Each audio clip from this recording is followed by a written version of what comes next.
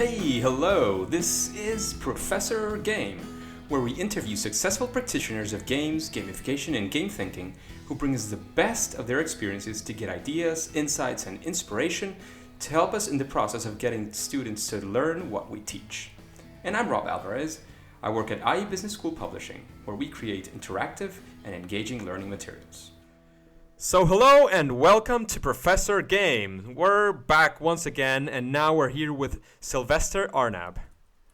Sylvester is a reader in game science, a co-lead researcher in the Disruptive Media Learning Lab of the Coventry University, and a founder of the Beaconing Project. Sylvester, we met at Gamification World Congress at his talk. It was amazing. He has a very, very interesting project, which he'll be also expanding a bit upon today. But Sylvester, first of all, are you ready to engage? Yes, I'm ready when you are. Great to know that. So the first question that we have, Sylvester, is we want to know, what does a regular day with Sylvester look like? What do you do in your regular days? Right. Our work at the Disruptive Media Learning Lab is very much looking at exploring and experimenting and practicing new methodologies for engaging teaching and learning. I'm working on different projects, like externally funded projects as well as projects which are funded by the lab. And so I travel quite a lot for work. But when I'm not traveling, my regular days normally start with setting myself some tasks of the day. And these tasks are normally associated with different projects, writing articles perhaps, and funding bids. And I will go through them and see how many I can complete in a day. So that is my checklist game, to get the tasks completed and get rewarded at the end of the day. Possibly a glass of vino while putting my feet up in the afternoon or in the evening. So you set up your quests first thing in the morning. Definitely. But sometimes things don't actually go my way. The Easter eggs of my daily routine, where I will have impromptu meetings with colleagues on various activities and initiatives that we are carrying out at the university, because this place is quite a dynamic place, so there are a lot of things going on. So it's quite difficult to try and hide from it, really. So planning out is very important, but always leave some wiggle room, as Sylvester says, so that you can, have these meetings, get ready for the unexpected, for some things to happen. And most of the times it can be something very exciting. Absolutely. The Easter eggs. Easter eggs of the day, sure. Yeah. So the next question, remember that this part, in this section, we want you to tell us the story, right? So we're very focused on the story. If you have any NDAs or any names you can't name, don't worry. We're very focused on the experience and getting to learn something from this. So Yep. We would like you next to tell us the story of the worst application of game thinking where you've participated in. Give us a story. I think there's one story that I can tell. I engaged in a session that was talking about gamifying a course. It was quite an interesting experience, because the course itself was quite boring and quite text heavy, and the session wasn't gamified at all. But the person was actually trying to engage you in the fact that you can actually gamify your course, but no examples were provided, and the sessions were a bit dry. And I think at the end of the day, most people got very discouraged by the fact that how can you gamify a course if the session itself was not engaging like what was preached. So I think you need to practice what you preach, and in that particular case, it was not a good experience. What is very important here, and I guess it's one of the main learnings that we can take from these engagers, is that you have to set expectations right. If you set expectations way too high, be careful. I mean, if you're going to deliver amazingly and you're sure that the experience is super amazing, go ahead, set super high expectations. But if you're not too sure, or if you know deep down that the experience is not going to be incredible, you have to be careful, because expectations make the experience. If people are expecting something super engaging, super dynamic, and you come up with a text heavy, I mean, absolutely not gamified material, and people are expecting something gamified because that's what you're preaching. Well, you have to revise that session, or maybe say in advance, like, this is not going to be very gamified. This is not going to be the typical gamification you see, but this is something that we have to go through. For example, I am a strict and a firm believer that most of the things in this life can be gamified, especially in education. But if for whatever reason you are having a session that is not gamified, don't set the expectations as though you're going to be super interactive and super gamey. Because if you're not, everybody is going to be deceived, and they'll get a worse impression than they would have if in the first place you would have cleared up the expectations. What do you think was a main learning for you, Sylvester, in this case?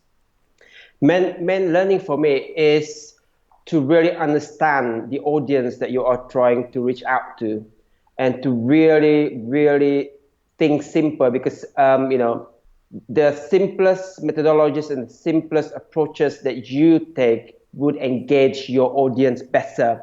And that's what I learned from it. And I learned that you need to be very pragmatic and holistic in the way you design the experience. So you really need to know your audience and really know what needs should you address during any sessions or any solutions that you create based on gamification. That's it. So, well, engagers, we have a few lessons learned from this. Don't make the same mistakes that somebody did before you. Learn from them and stand on the shoulders of giants. So, we're going to go to the next question, and this one has more to do with success. So, what's the biggest challenge that you have ever faced and solved using gamification or game thinking in general? Because I'm working with staff across the universities as well as students, one of the biggest challenges that I faced was to create a space for staff and students to work together, forgetting the hierarchy and, my role is a lecturer, your role is a student, so you should listen to me type thing. So it was a great challenge, for me. So what I did was I created this holistic game thinking program where I would put lecturers and students together to create creative game products, whether it would be non-digital or digital-based. And I managed to use game design thinking for allowing them to collaborate and to partner where they could create anything they want as long as it is gamified. And it's quite interesting to see the change in roles in terms of the way they partner with one another, the way they engage with one another, the sort of language they use as well. So towards the end of the program, they were like colleagues. So that there is no hierarchy, and they sort of respect each other. They sort of learn a lot from each other, and the students learn about soft skills and how important it is to be able to communicate your ideas and being able to engage with people from different backgrounds, different age groups as well. So it's quite interesting. And there are different initiatives that we are doing in terms of trying to engage staff and students across the university, and they are collectively known as game changers, where we explore, experiment, and practice playful and gameful techniques, because I believe that we should practice what we preach, and this is where we try different techniques and try to understand them as a group of people that we want to engage in our program, and it seems that it's working well and breaking the barriers between lecturers and students, and so that is a great success in my wow, that sounds very humble opinion. Very exciting, because not only are you applying game concepts, gamification in general, but you're also letting the students themselves be creators of the content. Did I get that right? Absolutely. Because I believe in that students should not just be a consumer of resources and contents. They should be co-curators as well and co-designers of resources, because this is how you learn, because you learn by designing, you learn by creating, and you learn different skills as you go through the process as well. So in my life, to be honest, in my experience, I've realized that not only do you learn by going to your lessons and having a very good lecturer, But when you have somebody who's struggling in your class, if you have the chance to approach that person and, give him a helping hand, it's always very nice. This core drive of social relatedness and helping others, it's always I think it's important. If you have the chance and approach him and help him out and give him maybe not some formal lessons, but help him run through the materials, explain to him a couple of things. When you actually get yourself to be in the position of teaching, you also have a privileged position because you are able to learn more. I mean, and this has been proven throughout the years. This is something that I instinctively did throughout my university years. But I mean, honestly, quite recently, I've heard a lot about this. I've heard a lot about the creation of materials, teaching yourself to others. I mean, putting yourself in the position to teach others, to help others, so that you can yourself learn more. So this is like the perfect place where everything gets together. You're having a class that is very engaging. You have to learn through the materials because otherwise there's no way that you can create something for others to learn from that if you don't know the materials very well. So you're setting them in the perfect situation. They're learning a lot. They're learning even more than probably you would have originally expected, and you're also creating something that somebody else can use. I mean, I do believe this is a very magical circle in education. Absolutely. So heads up and take these kind of advantages, these kind of examples, and take action. Take action, because this is the kind of thing that you can actually implement in your own spaces. This is something that doesn't even need to be digital or very heavy relying on technology. Some things are very, very simple. There's very simple. You can start with simple games in general that are not focused on technology. And gamification can also not be necessarily focused on technology. This is something that you can use for your students to learn, your learners to be more engaged and to be focused on what they have to be focused. So thank you very much for that story, Sylvester. No problem. And just to add to that, really, gamification is not referring to technology, but it is actually a design methodology that will allow us to create the experience for our learners.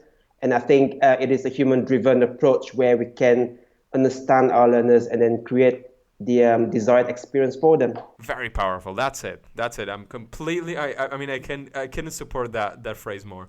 So Sylvester, we're going to move into the next question, and it's regarding, because we're always curious about how do others go through this process, because there's some of our listeners who are already doing some of this, but there's also others who don't, and everybody can always profit from some experience from experts and from implementers like yourself.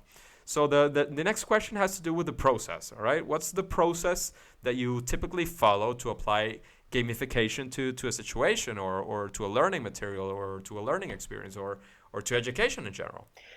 As I've mentioned before, our approach is very much pragmatic and holistic. It's a bottom-up approach in trying to make sure that we are not driven by technology, whether it's digital technology or non-digital technologies. So we have a 4-layer approach where we start with needs analysis that would lead to try to understand what types of activities that would address those needs. What are the different solutions that we can actually think of? And then we can take inspirations from the needs as well as the activities that we think would engage the learners, and we can experiment game design thinking on top of it, meaning that you would understand the needs as the first step, and secondly, you would be able to understand what types of activities that you can actually create to address those needs.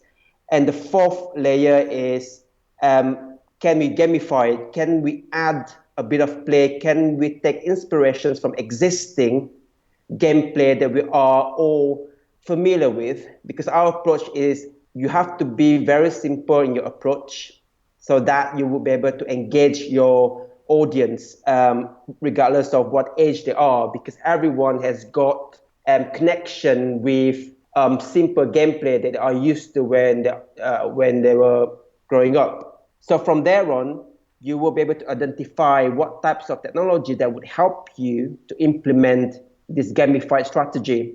It can either be digital, non-digital, a collection or a suite of different tools that you can actually use. For example, what we're trying to do at the university is trying to create this hybrid approach of learning, as well as in the beginning project, which you mentioned in the beginning, yes. a project which is funded by the EU Commission, what we are trying to do is to look at different tools that we can use, whether it will be physical tools, non-digital tools, digital tools, and see if we can connect the learning experience, extending from the classroom setting into the outdoor and into your home spaces. So taking the learning not only from the classrooms, which is very important, but also taking it outside the classroom so that you can keep on learning even when you leave your class. Is that right? Absolutely, absolutely. So there are so many different techniques and technologies that you can use, because I believe that you should not restrict yourself to one or two different types of technologies that you can use, because technology change with time and it changed so rapidly. So what we need to do is to have to make sure that we have a very strong idea of what experience that we want to create. So that's why by using this 4-layer approach, from the needs analysis to the activity design and the gamification and gameplay, and then you will decide on what technology that would help you to supersize the experience. So I think this is how we do it at the Disruptive Media Learning Lab. Wow, sounds very powerful, yeah, and you have it pretty well thought out. So remember, engagers, the example that Sylvester has given us, the 4-layer approach, which starts as usual with knowing what the needs are, what are the objectives, what is it what you want to do with this experience. And always something that Sylvester has been telling throughout this interview, and I want to highlight very much, is to worry about the experience of your users, of your players. You have to focus on the experience and not on what technology you're going to use. So this is very, very important, very powerful, and I'm sure that if you take into account all this advice, you can do an amazing job at your learning materials. So Sylvester, let's move on to the next section of this interview here. We're going to be now less focused on the story and more focused on some practical tips and some very, very quick and practical answers, all right?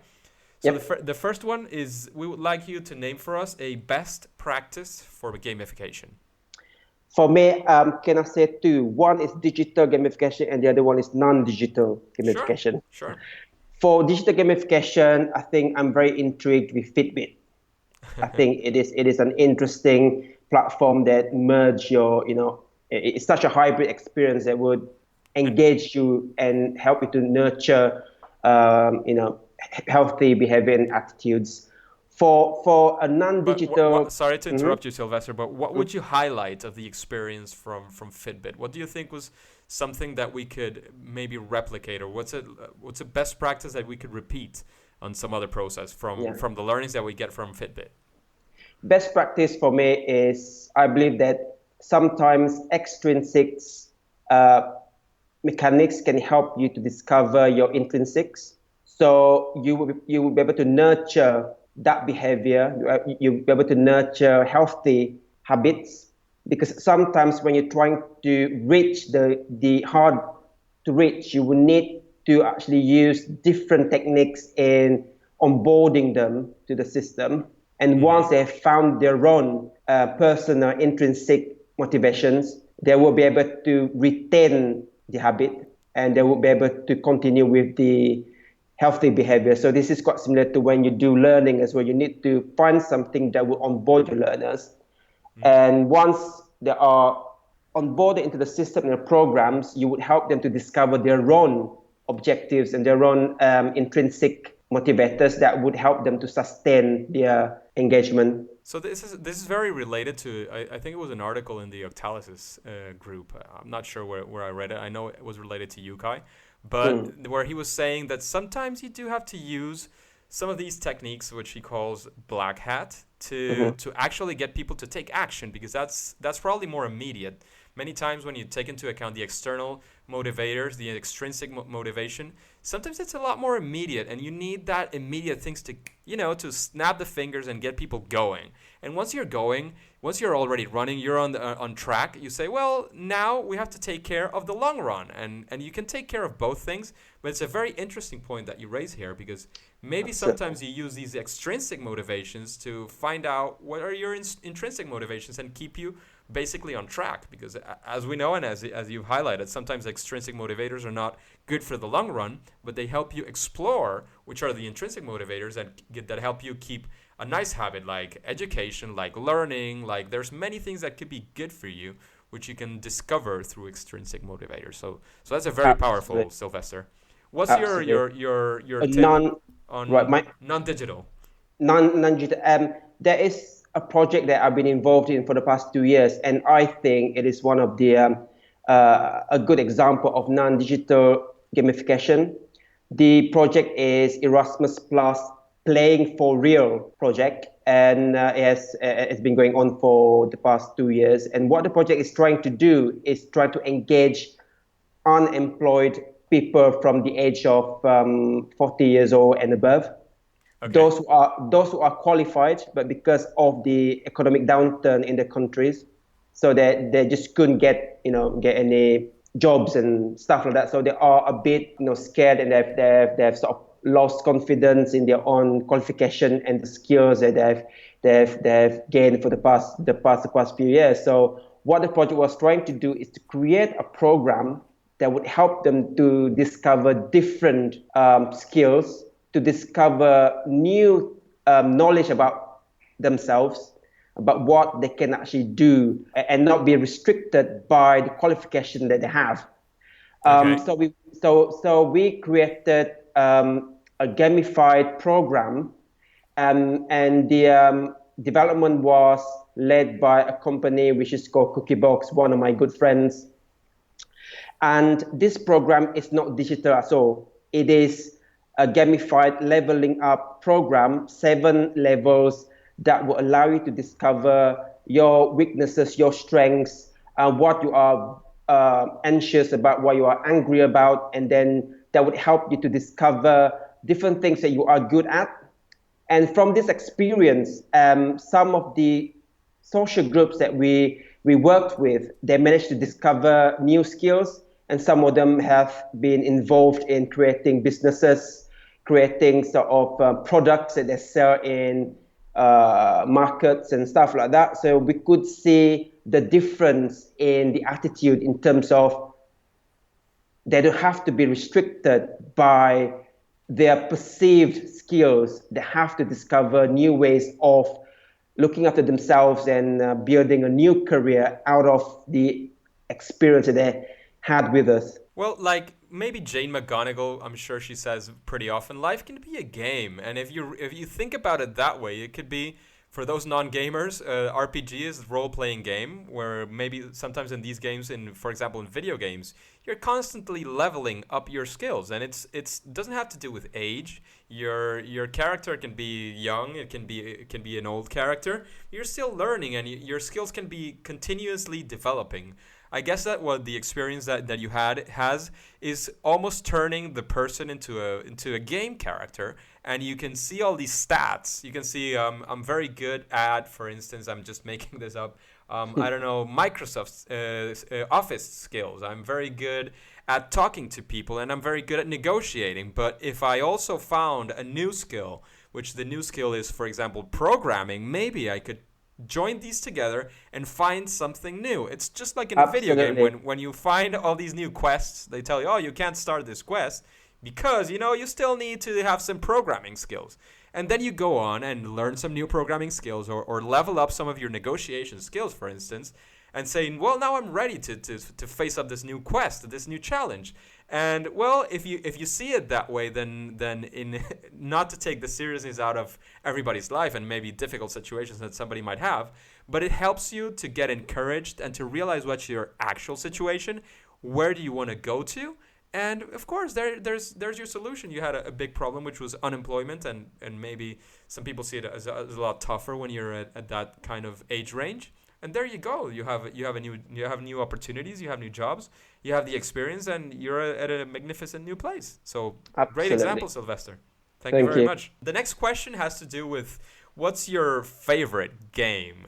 This can be digital, non-digital. You can just name us whichever you are enjoying the most today.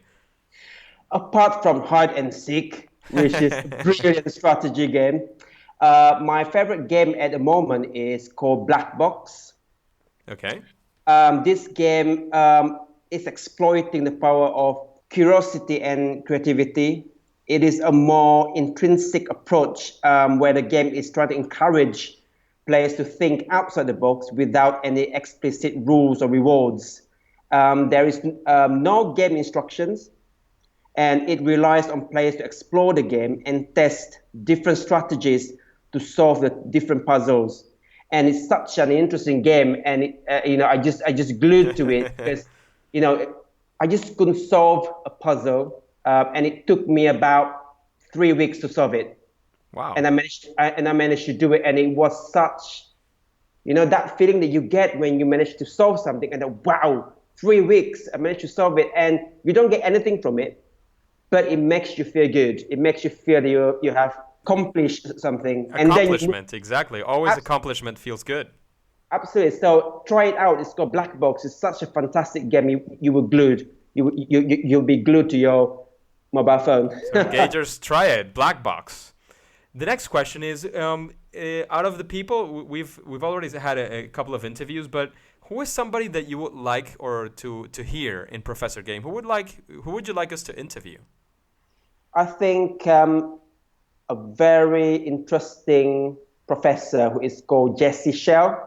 Jesse Shell, the game designer. Yes. Yes. Oh, he's fantastic. We always call him Professor Game. Because you can learn a lot of things from his work, and I think he would be such an interesting person to interview. Sure, we'll get in contact with him. The next question, Sylvester, is what book would you recommend to our listeners, of course, related to gamification or game thinking? Yep, I think in order for us to understand how to do game thinking in terms of how do you design experience by looking at gameful techniques, I think we need to understand the art of game design. It's not about creating digital games. It's all about trying to create that gameful experience. And I think, as a big fan of Jesse Shell, again, I think everyone should read The Art of Game Design, a book of lenses, which describes the most fundamental principles in game design and helps us to discover tactics which are used in board, card games, different types of games, even video games, and will give us perspectives on how to make better game designs faster. So the Art of Game Design from Jesse Shell. That's a very, very good recommendation. We completely we recommend it very much. It's very useful. As Sylvester said, you don't need to be a gamer. You need to be more of a gamification designer. And the closest thing that we have, and the game mechanics, of course, come from games, is game design. So it's very, very, very recommended that you do read these kind of books. And, of course, Jesse Shell's The Art of Game Design is very, very, very powerful for that. The next thing we would like to get from you, Sylvester, is an advice for our players, especially for those who have never engaged their learners using gamification or game thinking. What would you advise them? Yeah. The root of game thinking is the fact that we acknowledge the power of play. So I believe that everyone should think of the feeling that you get when you are engaging with play and gameplay. How great would that be if learning or any other serious activities that we're doing, we can enjoy it as much and we are engaged in it as much as well, because play is innate and is very intrinsic. And gameplay itself, I think it allows us to understand engagement more and provide a structure to play for play to be measured in such a way that we would know what is the impact of play, what is the effect of play, what are the feedbacks that we can actually provide to those who are engaging in gameplay. And game thinking itself would provide a framework for us to continuously assess the players or the learners or anyone who are involved in the program, because we need to provide feedback that is useful and still maintain the autonomy and the agency in gameplay. So I think remember how you feel when you engage with gameplay. That is what we want everyone to feel when they are doing any other serious activities at work or at school or at university. Great. That's great advice. Remember, because sometimes we do have skeptics, and I hope also skeptics are listening to us, that it's not only about video games. Some people say, well, but I'm not a gamer. You don't have to be a gamer for this. You just have to remember for example, if you have kids, you can see them playing, or you can remember when you played. Playing is a way of learning. So remember what you felt or what you feel when you're having fun, when you're at play, when you're free, when you can almost do anything you want. That's a state of flow, and remember that feeling, and think how you can implement something to get your learners into that same feeling, so they're excited about what you're teaching. If maybe they're already excited because you're a great teacher, but how can you excite them even more and help them learn even more, or help your colleagues make your students be also very, very engaged. So that's a very, very good advice, Sylvester. Thank you very much for that. Thank you. This last question is randomly selected, although it was previously curated, but it came from our audience, all right? So I'm going to read it to you. If you need any restatement, just let me know. It's this time we have a statistics professor, yes, and he says I am a statistics professor, and he says yes, it sounds very boring, but even though this is a tough subject, he says I do reckon students need to learn the basics for their professional lives, and you as a researcher, I'm sure Sylvester, you know this very, very close hand. So that being said, he says I really look forward to having engaged learners who are eager to understand the topics we show. What would you recommend to get me started on the path of engagement with my students? This is an interesting question because a few weeks ago I discovered this book, which is a role-playing game book for statistics. Wow. So it's like choose your own adventure type of book where you would discover different adventures, and then you would have to use statistics to solve those problems in order for you to level up. And I think you can actually use the same techniques. It doesn't have to be complicated. It doesn't have to be digitized. What you need to do is to create a narrative around the teaching and the learning of statistics. You can use existing techniques. For example, you can even use escape rooms where people would solve puzzles in order to find a key to a lock or a PIN number to sort of like something. So you, because you are working with numbers, so you can actually create puzzles that will allow them to apply the different statistical methods for them to discover those numbers. And you could actually use different techniques in, say, mystery boxes as well. You can send boxes around with different puzzles, and different puzzles can actually link with, different students so that they can complete the bigger mystery in terms of stats. I think very interesting. Yeah, essentially it's all about creating that narrative, creating that story that students can play a role in solving problems, in solving puzzles, because we are doing it here at the university where we are actually using mystery boxes, we are using escape rooms, we are using crystal maze, if you're familiar with the concept, in trying to get students to engage with boring subjects. Those are the hardest ones. I know it's hard, but if you can embed those puzzles and embed those questions and embed problems within engaging narratives, it'd be fantastic. I think that's why I encourage arts and design to be included in STEM subjects. STEM stands for science, technology, engineering, and math. So I think we need to have a bit of creativity and a bit of art in the way we teach to make it more engaging. Sure, so very good advice. Well, it's now time to say goodbye. So the last question, so to speak, is how can we connect with you, Sylvester? Some quick final advice, and then we'll say game over. Right. You can tweet me at SARNAB75, or you can just find me on LinkedIn, Sylvester Arnab. So I think that is the best way to get in touch with me. Great. And my final advice, I think play and explore and be inspired. Remix the mechanics of gameplay and the design of learners, your audience or your learners experience, I think it is key to keep on playing, to keep on exploring, and to keep on engaging ourselves with gameplay before we engage our audience, our learners in gameplay. So thank you very much, Sylvester. We had some amazing stories. We had some amazing counsel. So take action, engagers. If you want to get in touch with Sylvester to know maybe something else, you have some specific question, well, head over to Twitter and find him at sarnab75. He'll probably be there waiting for your questions. He'll be very happy to answer some of them.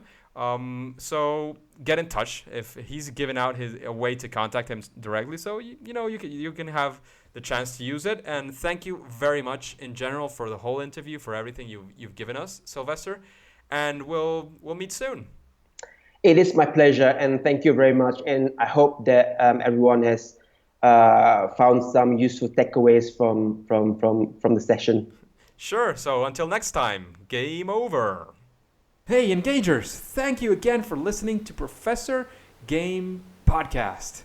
I love your feedback, and I would like to get some of that. So please go to professorgame.com/subscribe and subscribe to our email list. You'll receive an email from us, and please hit reply and let me know what you think of the show. Your feedback is super important because in the end, everything we do in the show is to share it with you and to know how we can make the show better for you, more useful. Before you click continue to your next mission, would you like to know how Professor Jarrett Chapman would introduce gamification into high school? Yes? Well, then listen to the next episode of Professor Games. See you there!